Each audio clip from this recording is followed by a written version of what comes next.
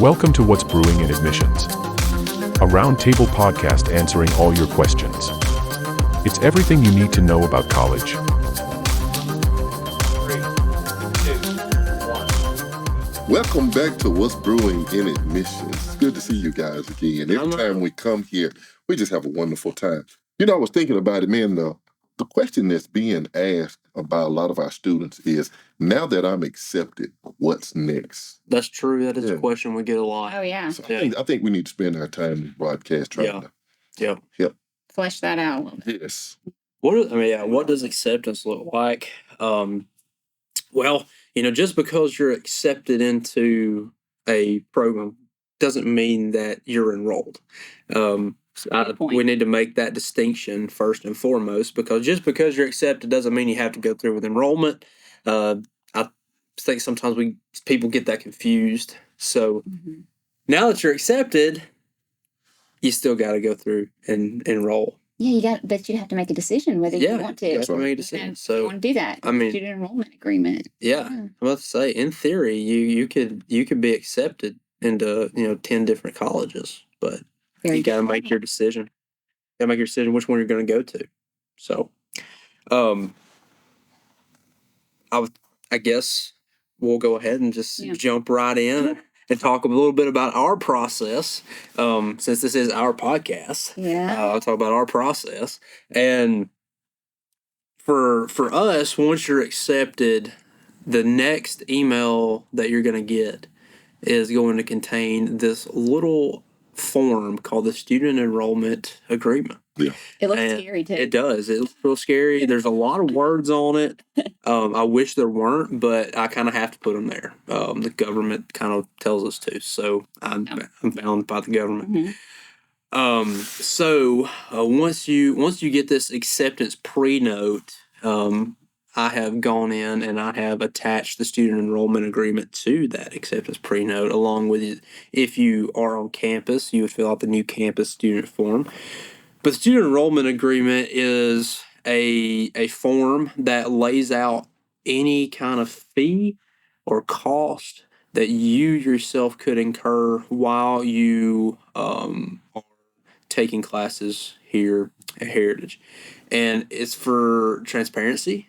It helps it's in front of you what you could possibly incur. Now, not all those fees are going to apply to you, so don't freak out. No. Don't freak out. But those are all the list of all the fees and costs that are associated potentially with going to school here at Heritage. And at the bottom of that form, we just need your signature and a date. And once that's over, once you sign it, we actually have this really cool thing. Most schools do. Yeah, it's not a new thing. This wasn't even an original idea to us. But we are using it. I'm about to say we are using it, and I think it's really cool. Ours is definitely very personalized. It is very us. I think. Yes. That's totally. The things that are in the box came from our heart. I'll say that. We really thought through the items that we were going to place in those boxes. But we have an acceptance box that once you pay your acceptance deposit and declare that you are choosing to go through with enrolling at Heritage Christian University, we send you this cool little box. And they are cool. Yeah, they are. They're really cool. People like them. They are. And it's got different items in it, such as a very personalized T-shirt that only people who get that acceptance box get. That's right. So it's really cool. We also include in that a book that our academic dean chooses with a little note from him inside of it, welcoming you to the Heritage Christian University family. And just to throw in a little disclaimer there. The book that you're probably going to get in that box is a book that you're probably going to have to use at some point throughout your program. So we're actually giving you a book that you're not going to have to buy down the road. So congratulations. And then there's a couple little other cool things in there, such as a little phone wallet. We also put a hat in there, and a couple of little things. And all we ask that you do really is just take a selfie and post it and say, talk about how excited you are to get that. Yeah. to be going to Heritage Christian University. That's the best kind of marketing that Yeah, we can it is. do right there. And that's a good thank you for your scholarship. So yeah, it really does help us out. One of the things you'll get in that acceptance box is your official acceptance letter as well. That is true. So that is probably the most important thing in there. And you will use that. It's so pretty. things. You know, once we figured out how to print that thing. And That was we shouldn't reveal that was so hard, but yeah, it man. was a challenge for us. Yeah. We definitely like to talk to people more than we like to do Absolutely. paper. The process is so, I don't like it. Yeah. But anyway, we're here to tell you how to do it. We know how to do it. Yeah. We know what the process is. But once you get that box, in that meantime, you are going to get an email that's going when you get the acceptance pre-note, you will have Yeah, you will have the advisor. Yeah. The advisor will be assigned at that time. We've changed things up some from here to there a little bit, but I think this is the plan in which you get it. You'll get that advisor, and you will. So what is an advisor? An advisor. It's a good question.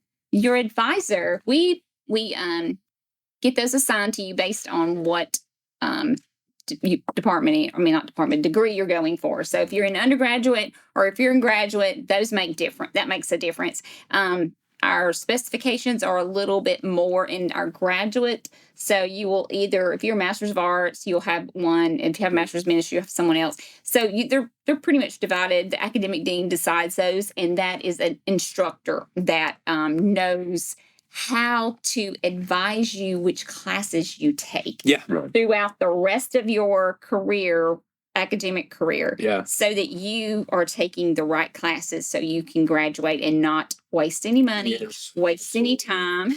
So classes that you don't need. Yeah, that's right. And we believe in this process so much that you will be locked out of registration until you speak to your advisor. That's right. Because the advisor, we want to make sure that you've spoken to them so that you're taking the right classes. I was about to say, and your advisor needs to be your best friend. And the advisors that we have chosen to assign to you are very, very good at what they do. Absolutely. They know the system inside and out. They know how to plan out your full schedule for the whole time. Like if you went and sat down with them today, and this is your first time full-time freshman, you go sit down with your advisor today and talk about what classes you want to take this semester and what the rest of your collegiate career is going to look like at HCU.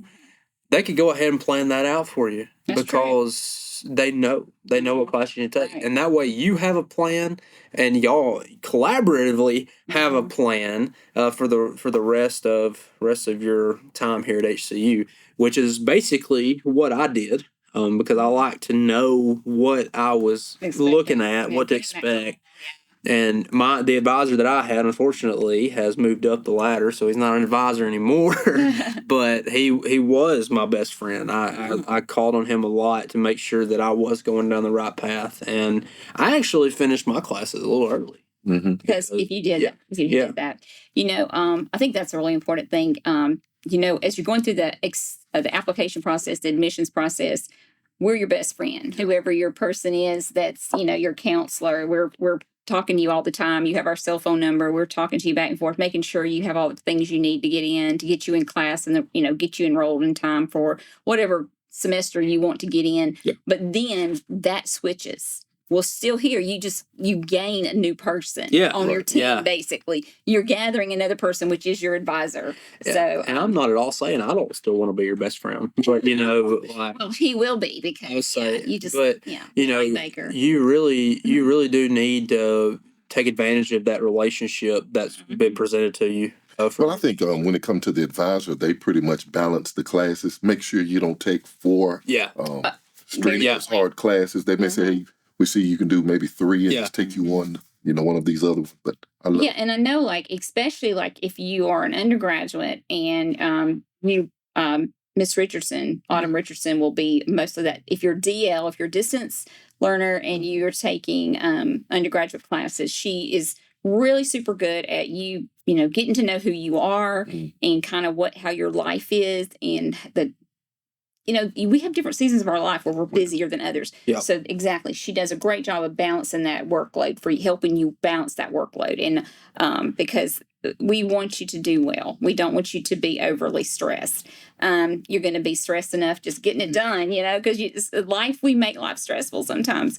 But I like that. I think that's extremely important. The other thing that you'll decide with your advisor is whether the modality you will take. Yes. Modality simply means whether you're going to tune in live at the time of class. If you've already decided whether you're going to be on campus coming in person, or if you're going to be DL, most likely, before you get to the advisor. But you'll decide there's two ways. There's asynchronous and then there's synchronous. That's the modality choices. So say it with us. Asynchronous. Asynchronous. Synchronous. Okay. So tell us how. Yeah. You want to tell them how you can remember the difference? I don't know how you can remember. Oh, okay, I will tell you. Okay. Did we tell you, Baker? Yeah, go ahead. Teach me something new. Oh, okay. You're going to pretend you don't know this? Pretend. Okay, pretend. Yeah. Okay, pretend. So synchronous, just pretend. Think of the synchronized swimming. And it's when you're all swimming together doing the same thing. So if you're synchronous, you're live in class and you're taking it and you're listening to it at the same time. If you are asynchronous, you are doing it by yourself. You're listening to it later on your headphones or whatever. You're driving down the street. Me personally, when I listen to my class later, I got to have my notebook because I got to be taking notes because the teacher's going to ask questions about what you listen to. There will be no way you'll get around not listening to that class and doing well in it or to get anything out of it. No, who wants to not listen to it? Yeah, but you're obviously going to have way more flexibility in your schedule with the asynchronous option. That's going to give you, the ability to watch that class at whatever point in the week that you're available. And allows you to do it more at your own pace. Where the synchronous option is going to, it's going to kind of take that flexibility aspect away per se. But you're going to get to replace that with in-class interaction, which is really cool because if you are at home and you've never even stepped foot on this campus. Or you're in your office or wherever you're at, you tune in live through Zoom, you're able to communicate back and forth with your professor, you're able to talk with your classmates, and the really cool thing is, you get to develop those relationships. It is, it's very cool. And it's kind of cool because, especially doing this job, I get to go out and, I travel a lot, and so I meet people all the time that I had classes with, and talk to them on the screen. And now that I've met them in person, we picked right up. Like we'd known each other forever, and it's really, really cool. Yeah, that is really awesome. And our technology is just first class. It's leaps and bounds ahead of I think where a lot of schools are. Nowadays, it shocks me. It shocks me to know to learn things like that because you think as technologically advanced as we are as a society, every school would have caught on to this. But when COVID happened, we were okay. We were already doing this. We've been doing distance learning since the 1980s. Yeah. With we'd send VHS tapes out to our students. For them, Dwayne, you probably I did. you got to do that. Yeah, wine and bags. Yeah. Bet you got some good naps. I did. Yeah. Oh, bet. Yeah. Yeah. But, good naps. So you can hear the students that say there's students in your class that are live and in person in the classroom. The technology picks up on them. You hear them clearly. It's just amazing. You cannot whisper in class and talk about anybody on the screen. Yeah. Because they will hear. That's you. right. I was about to say you can I'm not gonna say what I was gonna say. What is going on with their hair? Do not say that. But anyway, it's all fun. It's a great system. It works really well. We do have problems, just like everybody, with the weather will mess us up or something else like that. But we have a great team that handles that here, DL. And great to help you out if you have problems even at home. It's easy to call them and check in and get that done.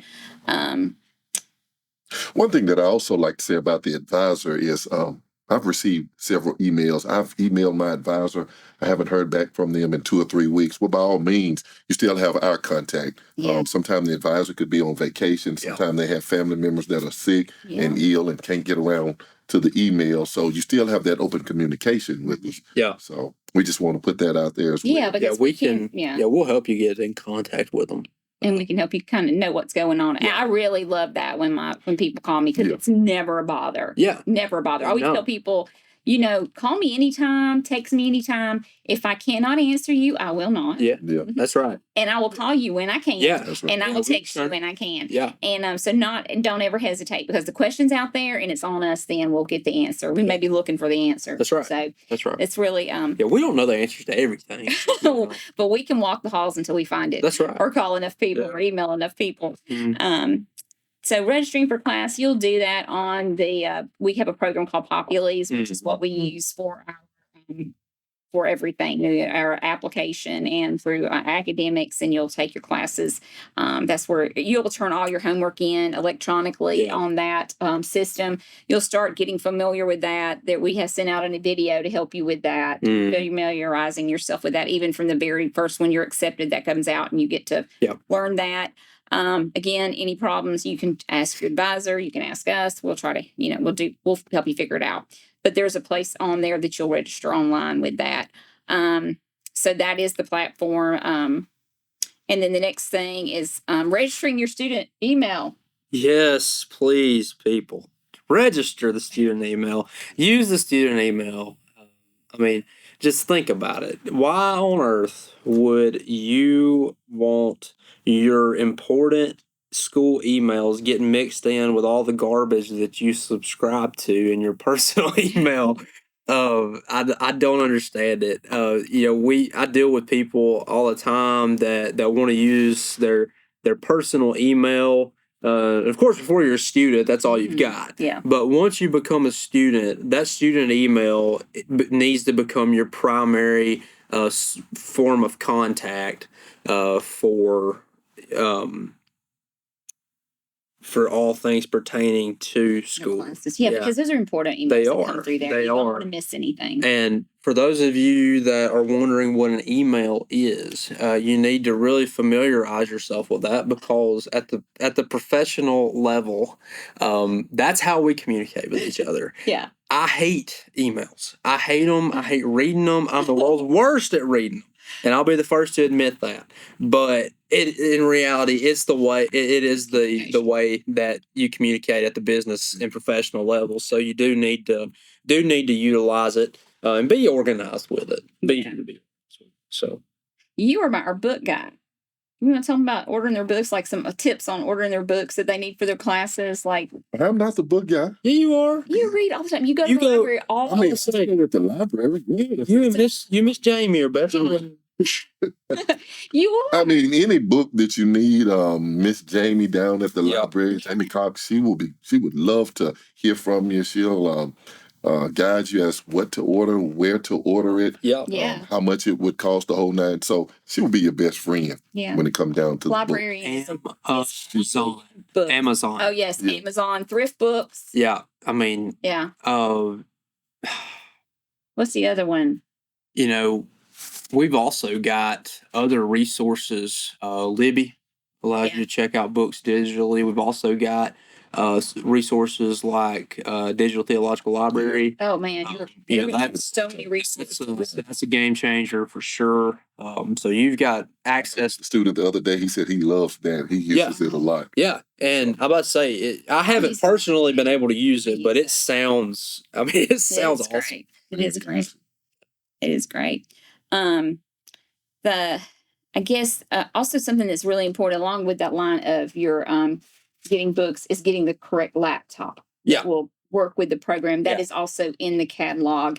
And we also send that to you, and you're just, we want to make sure you have that. That's something we kind of help you walk through the admissions process and make sure you get the right system. And we're not saying you've got to go out there and buy a brand new 16-inch, MacBook Pro that's $3,500 by any means, because that's ridiculous.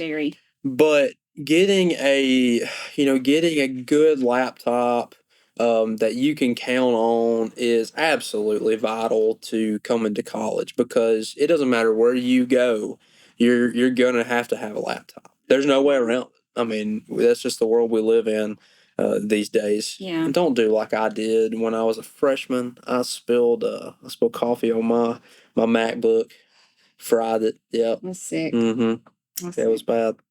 Sure. And last but not least, because this is the real world, you'll have to pay a bill. There'll be something you have to pay. We have the nicest people on the face of the earth in the business office that can help you with that. They are not mean. They want to help you, so don't hesitate. That's right. To call them. They're everybody here works at Heritage because they believe in the mission, so they want to help you. So anytime you're confused about something, again, you can't get in touch with them, call us. Yep. We'll help you track somebody down. But the business office, it can definitely be your best friend in helping you get through the journey. Let them know if you're having problems financially as well. All those things need to be communicated. They cannot read your mind. So we don't want you to suffer in silence. That's a big rule of mine. We do not want that. We want this to be an amazing experience.